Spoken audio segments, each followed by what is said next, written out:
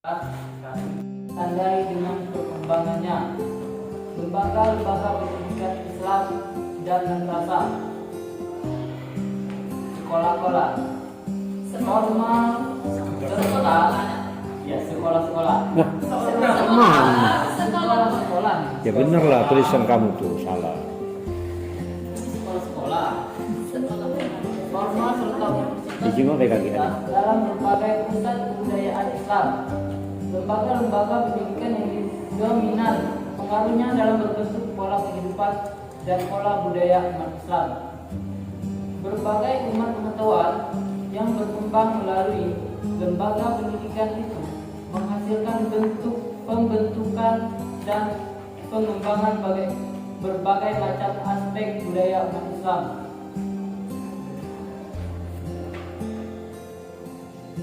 Pada masa kejayaan ini, pendidikan Islam merupakan jawaban terhadap tentang perkembangan dan kemajuan kebudayaan Islam. Kebudayaan Islam telah berkembang dengan cepat sehingga mengungguli dan bahkan menjadi puncak budaya umat manusia pada masa ini. Pendidikan Islam mencapai puncak kejayaan pada masa dinasti Abbasiyah, yaitu pada masa pemerintah Harun al-Rashid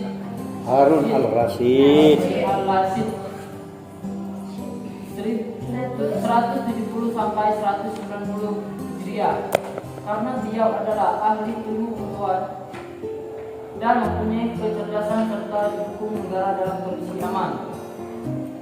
Pada masa kejayaan Islam, mata pelajaran bagi kurikulum seseorang sekolah tingkat rendah adalah Al-Quran, agama, membaca, menulis, dan syair.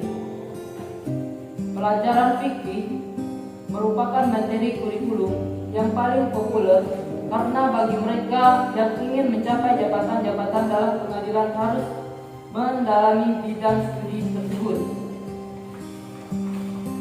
B. Metode pembelajaran. Metode pembelajaran merupakan salah satu aspek yang penting dalam proses belajar mengajar untuk mentransfer pengetahuan atau kebudayaan dari seorang guru kepada anak didiknya. 1. Metode lisan. Metode lisan dapat berupa dikte, drama, qiraah, dan dapat berupa qiraah, dan dapat berupa diskusi. Dikte dalam kurung imla adalah metode untuk menyampaikan pengetahuan yang dianggap baik dan aman sehingga pelajar mempunyai catatan yang dapat membantu, terutama bagi yang daya ingatan tidak kuat. Daya yang tidak kuat. Metode ceramah al-asma, yaitu guru pembacaan bukunya atau menjelaskan isi buku dengan hafalan, sedangkan murid mendengarkannya. Pada saat tertentu guru memberi kesempatan kepada murid untuk menulis dan bertanya. Metode qiraah, membaca, biasanya digunakan untuk membaca, sedangkan diskusi merupakan metode pengajaran dalam pendidikan Islam dengan cara perdebatan. 2. Metode hafalan. Metode ini dilakukan oleh murid dengan cara membaca berulang-ulang sehingga pelajaran melekat di berbentuk mereka, di benak mereka. Dalam proses selanjutnya, murid mengeluarkan kembali pelajaran yang dihafalnya sehingga dalam suatu diskusi dia dapat merespon, mematahkan lawan, atau memunculkan ide baru. 3. Metode lisan. Ulang lagi tadi, metode apa tadi? Diskusi ya? Metode hafalan. Yang tadi, mematahkan lawan. Mematahkan lawan atau memunculkan ide baru. Metode apa itu? Metode hafalan. Hafalan. Dia ambil bayi ini yang diwakili lo. Kan banyak yang C. Perkembangan lembaga pendidikan Islam. 1.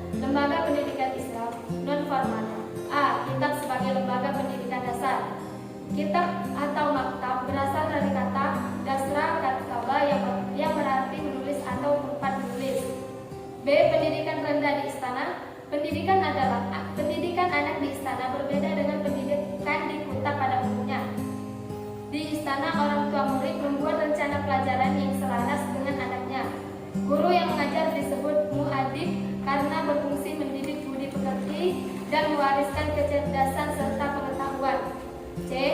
Toko-toko kitab. Toko-toko kitab bukan hanya sebagai tempat berjual beli saja, tetapi juga sebagai tempat berkumpulnya para ulama, pujangga, dan ahli-ahli ilmu pengetahuan untuk berdiskusi, berdebat, bertukar pikiran dalam berbagai masalah dunia, atau sekaligus sebagai lembaga pendidikan dalam rangka pengembangan berbagai macam ilmu pengetahuan dan kebudayaan Islam.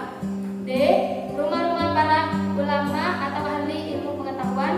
Pada masa kejayaan perkembangan ilmu pengetahuan dan kebudayaan Islam, rumah-rumah para ulama dan ahli pengetahuan menjadi tempat belajar dalam perkembangan ilmu pengetahuan.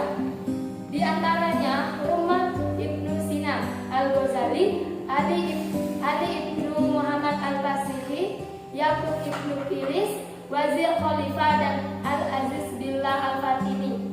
E.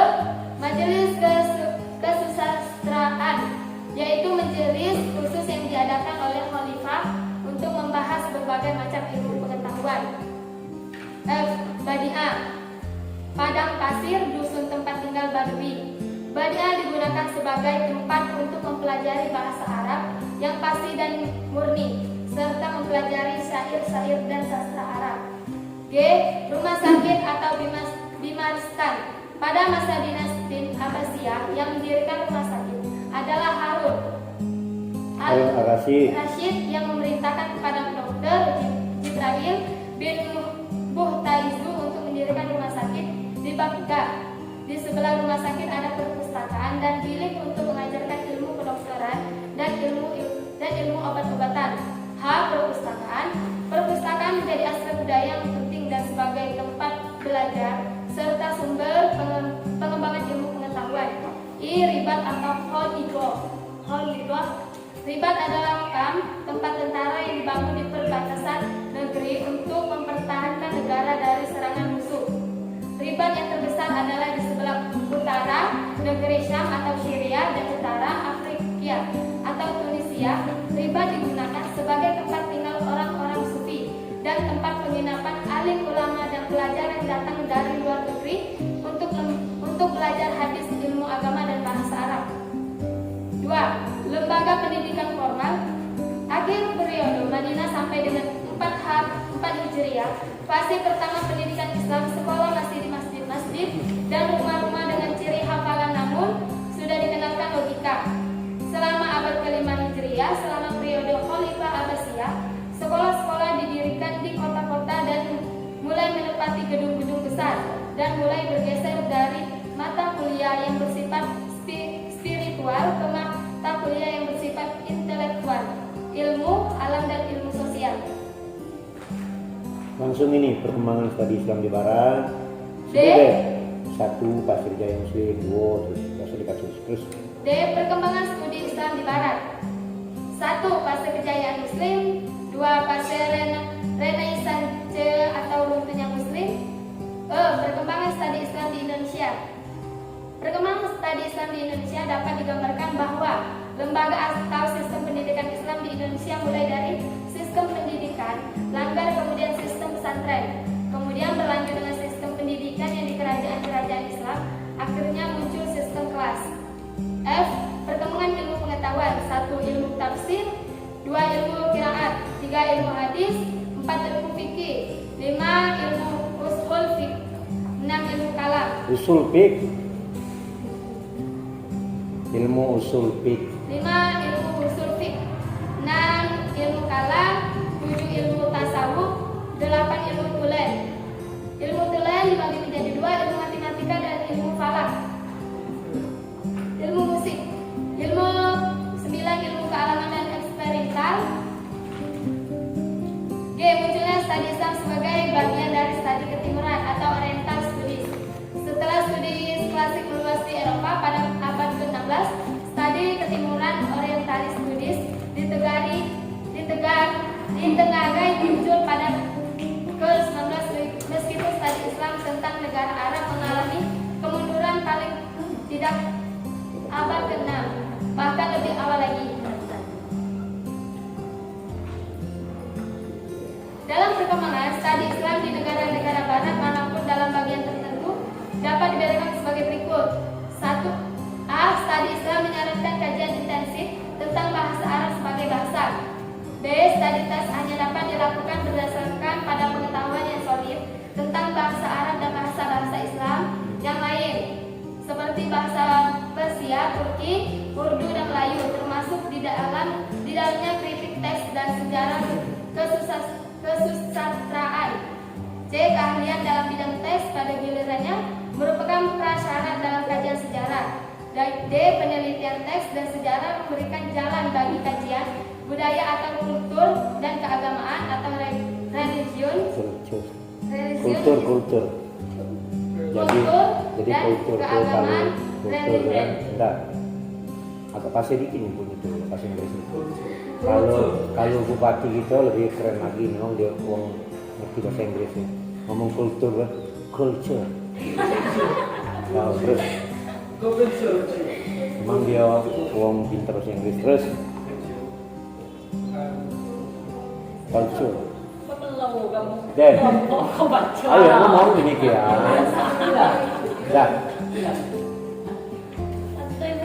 Sudah, lanjut demikian langsung dia. Sudah, lagi ya. Ngomong. Apa ngomong? Demikian itulah pembacaan materi kami, yang isinya materi kami. Mungkin di dalam pembacaan tadi kami buka sesi 2 pertanyaan, 2 pertanyaan doang. Sesi 2 pertanyaan. Sesi 2 pertanyaan. Abad 5 Hijriah, selama periode Khalifah Abbasiyah.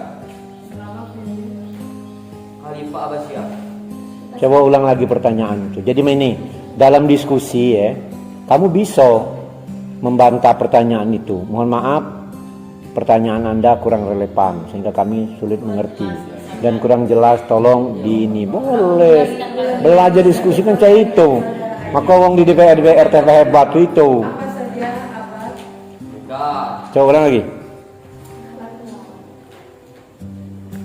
Apa saja selama abad ke-5 Hijriah, selama periode Khalifah Abbasiyah, sebutkan dan jelaskan. Maksudnya main ini Ji. Nah itu. Maka aku sebentar. Maka aku muncul ngomong tadi itu. Karena aku juga lah bingung juga. Jadi pertanyaannya gini Ji. Apa saja yang ditemukan? Bisa. Apa saja yang terjadi? Mun apa saja itu apa? Apa saja tuh? Oke, dah biar. Sabar Anita. Iya, Anita ya. Ayo terus. Apa saja apa maksudnya? Apa yang diterapkan selama abad ke-5 Hijriah, selama periode Khalifah Abbasiyah? Apa yang Diterapkan. benar, apa yang diterapkan? Waktu zaman Khalifah itu apa yang diterapkan? Abbasiyah. Ya diterapkan bisa kan seperti ini. Ketika ada pemerintahan Harun al-Rashid, Khalifah Umar, Khalifah Utsman, apa yang diterapkan selama itu? Ada apa? Ulang lagi kita salah. Sudah belum? Lah ngerti belum pertanyaan? Pertanyaan itu Ya, belum. Coba ulang pertanyaan. Iya, jawab. Nah kan? Apa saja Udah lah, dari tugas-tugas Yang kan tulis tuh. Apa saja selama abad ke-5? Ya, Salah itu. Apa yang diterapkan Kan bingung kan? selama abad ke-5 Hijriah, selama Sabar Ji. Aji tuh lagi lemes gitu. Apa Haji tidak sabar Haji. abad ke-5 Hijriah, Hijriah selama periode Khalifah Abbasiyah. Hup. jelaskan dan berikan contoh apa yang telah. Yo. Berikan kita contoh. Pada abad 5 itu apa yang? Jelaskan kan. Ini adalah itu poin-poinnya tuh. Iya. Lagi dulu, nanya Nah, siapa lagi yang nanya? Ya dua sesi. Atau Jeffrey, sesi kedua. Yang kedua maksud pertanyaan yang kedua. Izin bertanya, jadi saya mendengar tadi keislaman, sejarah keislaman di berbagai daerah, terutama di Indonesia. Jadi yang ingin saya tanyakan, kan banyak kerajaan-kerajaan di Indonesia itu masuk. Jadi yang saya pertanyakan, kerajaan pertama kali di Indonesia yang masuk Ke Indonesia. Kerajaan yang pertama masuk ke Indonesia. Kerajaan apa? dalam Dalam membawa keislaman. kerajaan yang membawa keislaman. Berarti kerajaan yang pertama masuk Indonesia. Oke, sip. Bagus pertanyaannya.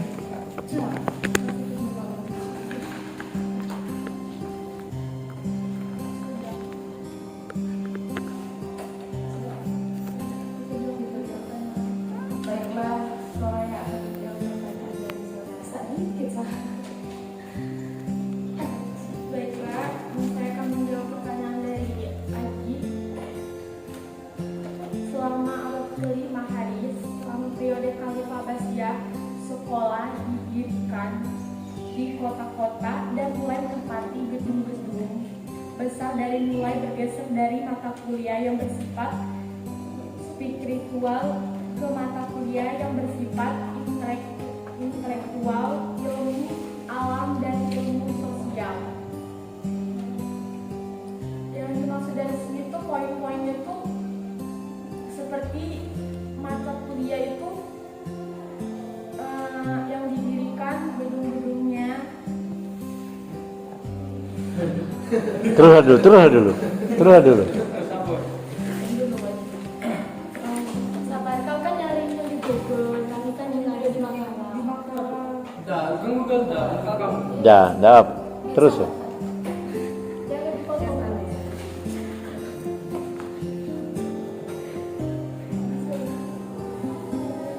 Dalam diskusi sehingganya kita umpama ya yang menanyung tidak puas, kita orang lain bisa. Saya dari kelompok 1 umpama, kami akan membantu menjawab apa yang ditanya kelompok 2 umpama ya untuk pertanyaan kelompok 3. Nah jawab bisa, atau sebaliknya kamu dengan rela mengizinkan dengan kelompok yang lain. Itu dalam diskusi itu. Oke, terus sudah sampai di mana tuh? Sampai ilmu alam dan ilmu sosial. Oh jadi ini ya yang diterapkan Nyoji selama masa kerajaan itu yang diterapkan satu ilmu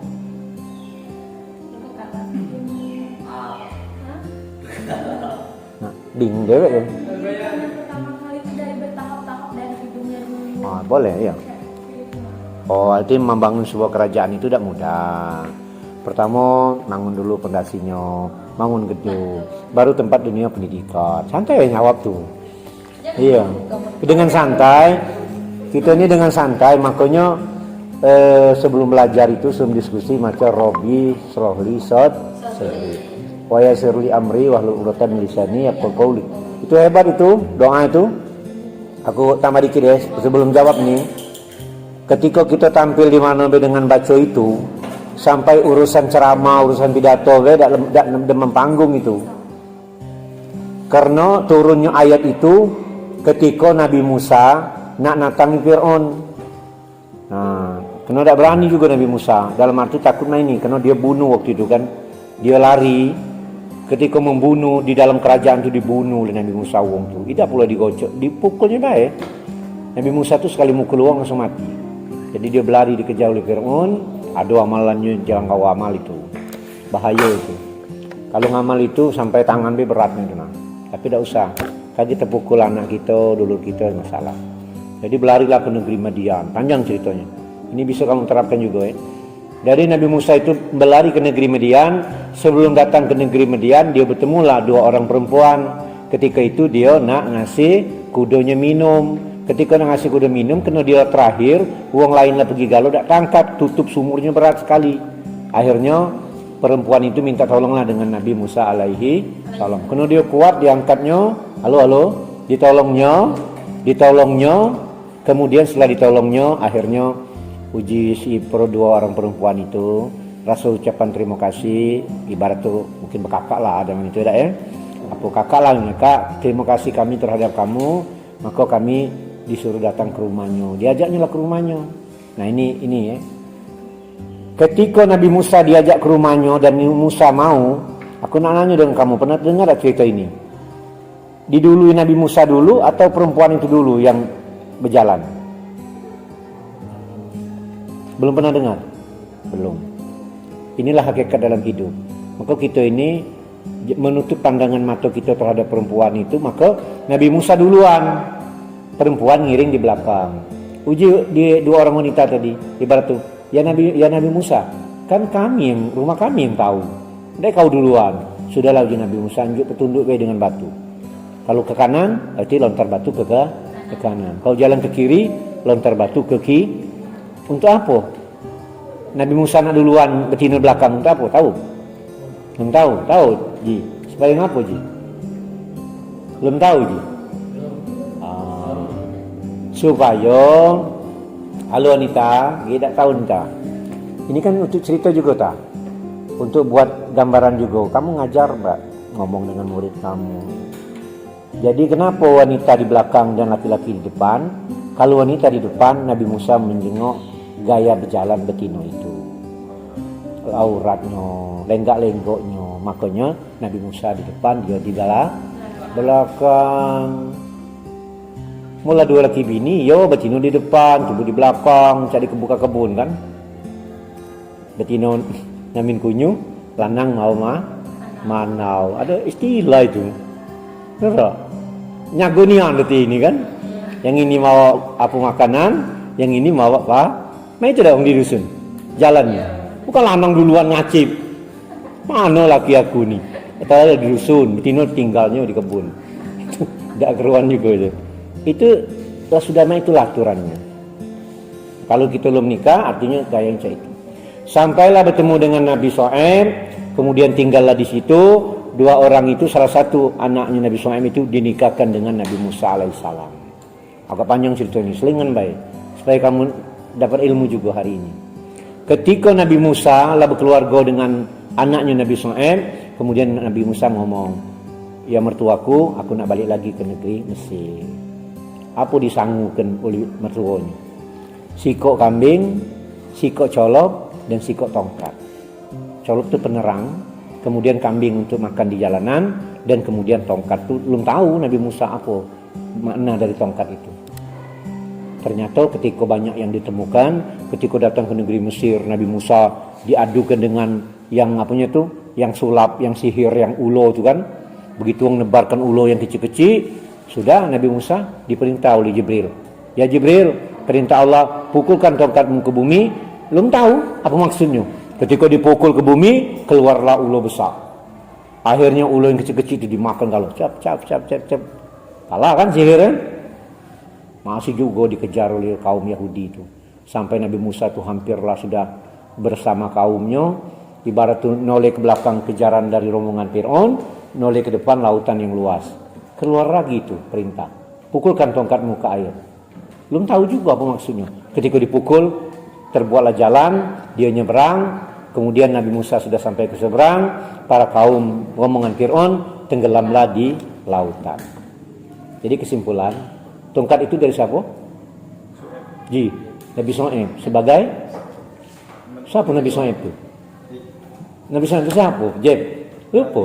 Ya Nabi, siapanya Nabi Musa itu? Ya mertuanya. Artinya baik-baik dengan mertua. Paham? Itu. Nah itu sejarah. Mungkin tidak tahu tongkat dari mana itu. Banyak orang tidak tahu. Tongkat Nabi Musa. Siapa pun ditanya, kamu tanyalah dengan orang yang makmum lebih ngerti, lu tentu bertemu. Kalau belum ada ngomong tongkat Nabi Musa, tongkat itu dari mana Pak? Pasti lain jawaban. Tongkat itu diinjak oleh mertua. Kau belum punya mertua, Jibril lah sudah. baik-baik dengan mertu. Ya, itu ya kesimpulannya. Terus ini kan selingan. Baca beserito yang kucerita ke tadi. Kalau udah baca kaki jengok diu. Oke. Apa jawaban tadi? Sudah? Ji, sudah Ji? Ayo. Aku lagi nambahnya terus.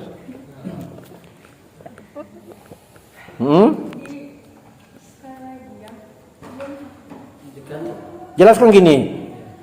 Menurut pertanyaan saudara tentang yang diterapkan di kerajaan itu, nah, mungkin Yang dimaksud haji itu dalam abad ke-5 itu kan.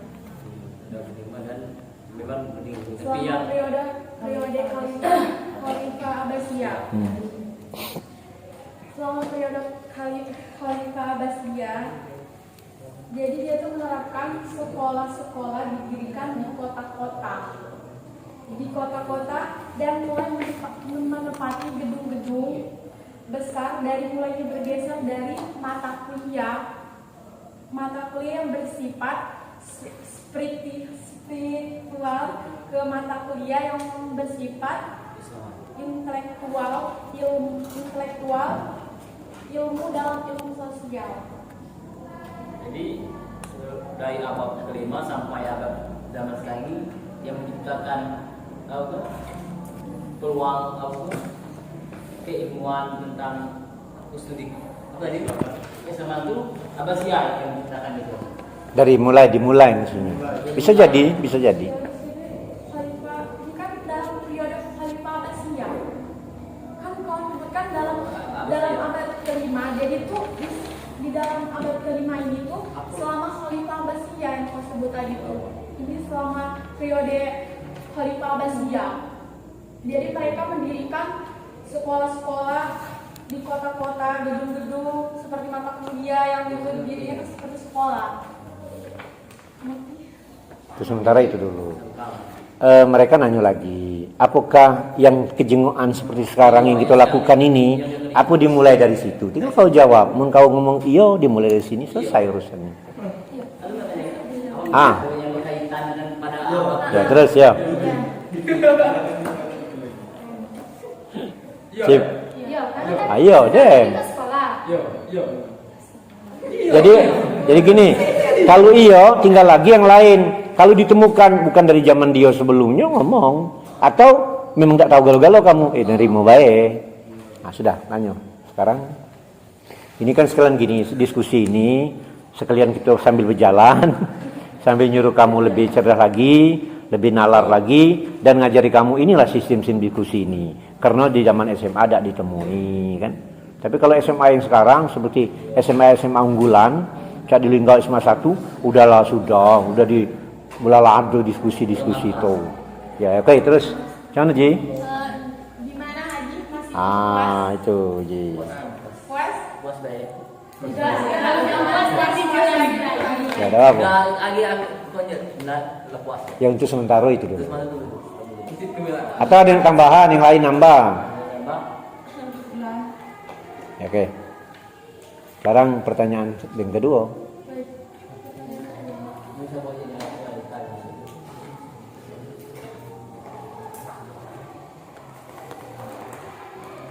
Baca dulu, Ma.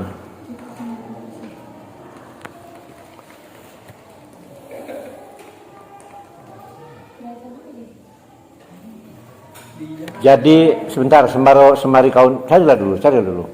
Jangan terlalu diam-diam kan. Sambil kamu nyari jawabannya sambil aku nak jelaskan. Di bahasan ini hebatnya nih. Bahasan kelompok 3 ini bagus nih. Kalau kamu mahir dalam ini, kamu pinternya yang sudah. Kena lengkap di sini.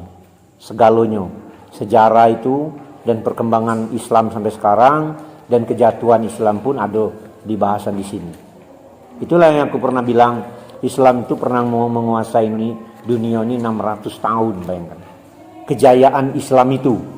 Tetapi kenapa jadi jatuhnya? Di negeri Andalusia dan Cordoba itu. Kenapa jatuhnya Islam? Karena wong Islam lah merasa bangga dengan dirinya. Lah merasa hebat.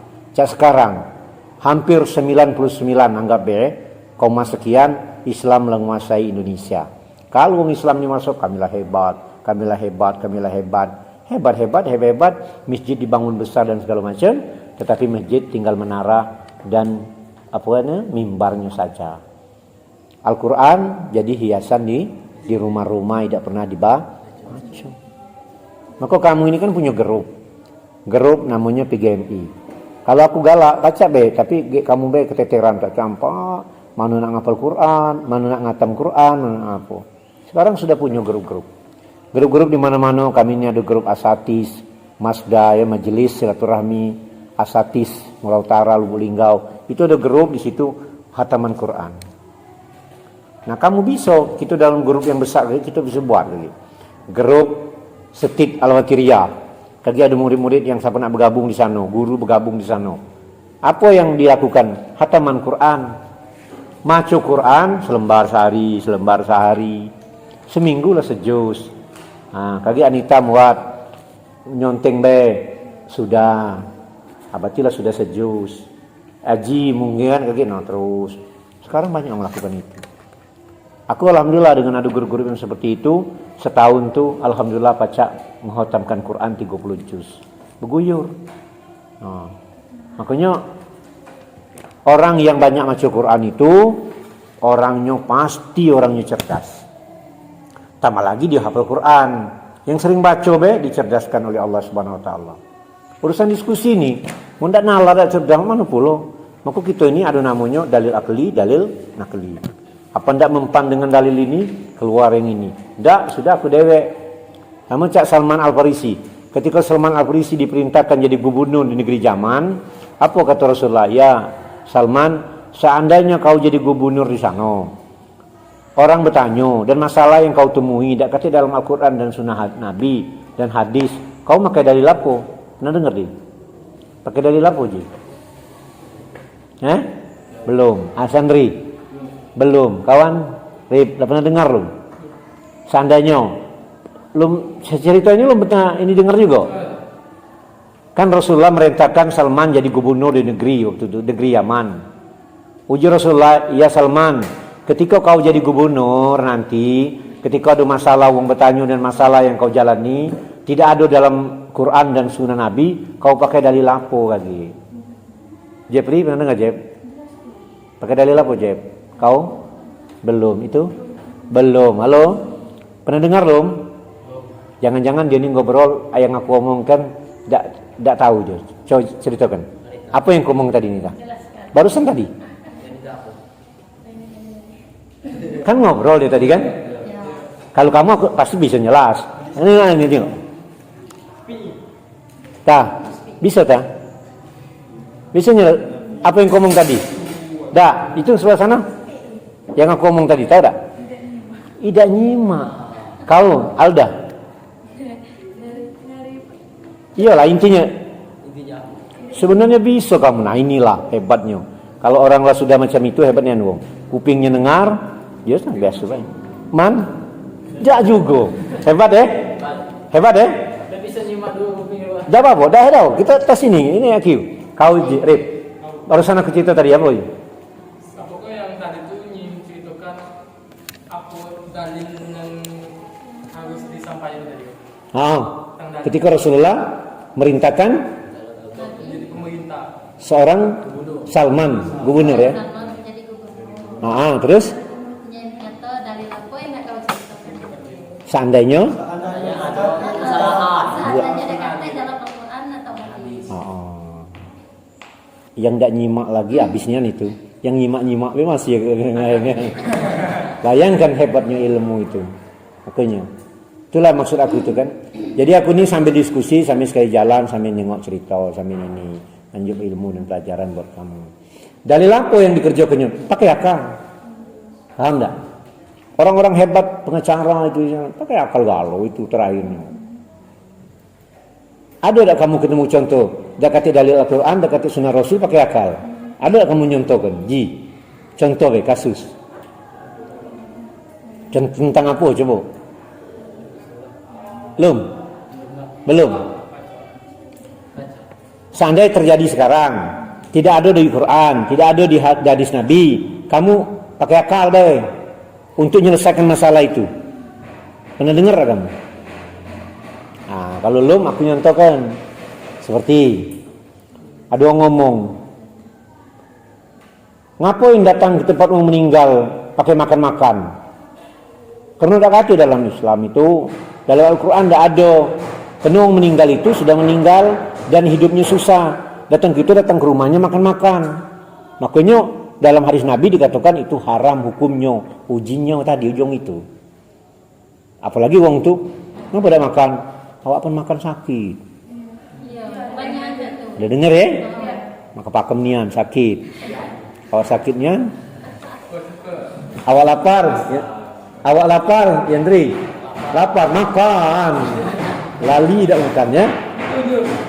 Ketika itu kita kebingungan. Di Al-Quran memang tidak kata makan cerita tentang makan di rumah orang meninggal. Di hadis tambah lagi ketemu hadis uji Nabi, jangan kau makan karena anak Hamzah ini kena wongnya saro, maka kita jangan makan di rumahnya. Kalau kamu makan hukumnya haram. Karena nyela saro, kamu bermakan-makan pula di rumahnya. Tapi kalau meninggal orang kaya, boleh tidak makan di rumahnya? Boleh. Nah, iyalah. Ya kan? Iya ngantuk. Sudah itu wongnya berduit. Ini kan ceritanya wong saro. Wong saro meninggal pula kita makan-makan di rumahnya. Pasti memang benar uji Rasulullah tuh. Jangan kau makan. Kalau kau makan haram hukumnya. Nyela susah kau susahi lagi. Tapi seandainya dia saro, makanan ini dinjuk oleh wong tetangga-tetangga. Wong dusun menjuk dia. Dimasak, dimakan, boleh tak makannya? Nah, apalagi iya.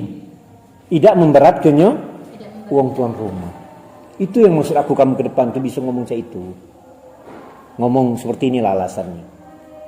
Tambah lagi, jangan sekedar ngomong ini dalil akal yang kita jawab ini. Bapak, Ibu, kalau kamu memang kasihan dengan orang yang meninggal itu, anak wong saro atau keluarga yang miskin, jangan ngomong baik. Nah, datang, simpan duit, masuk amplop 50.000. Balik. Kalaupun makan tadi harganya 10.000, masih berlebih? Masih bantu tak? Ini ngoceh-ngoceh, ngunjuk duit tidak. Makan tidak pula, balik ke rumah lapar. Pas balik ke rumah sakit. Di bini ngapa sakit? Di rumah tidak makan. Iya. Lah ngapa kamu tidak makan? Tak boleh makan situ tuh. Kamu meninggal. Tapi balik ke rumah rupanya yang membuat dia sakit tadi tidak paham